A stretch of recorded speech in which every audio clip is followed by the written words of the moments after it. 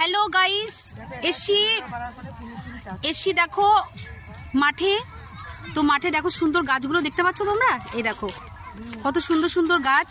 এই যে আমার দিদিও মাঠে, বোঝো না, মাঠে সব জামা কাপড় এই যে শুকোতে এসছি, জামা কাপড় নিয়ে এখন যাচ্ছি।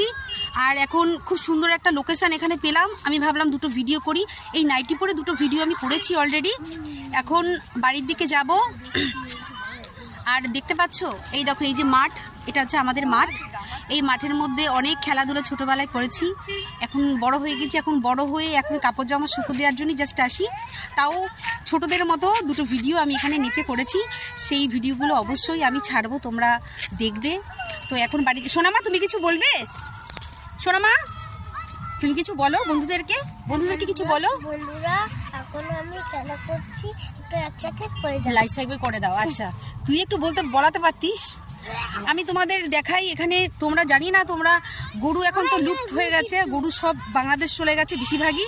তাও দেখো এই যে গরু দেখতে পাচ্ছ, এই দেখো এই গরু অনেকদিন পর দেখলাম।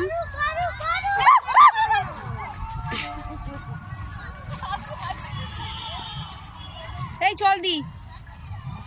এই যে আমার দিদিও একটা গলু মটরে একটা ভিডিও করেছিলাম আমি, দেখো এই ভিডিওটা আমার দিদি করলে ভালো হতো। দেখো আমি এখন স্লিম হয়ে গেছি, আমার গলু মটন হয়ে গেছি।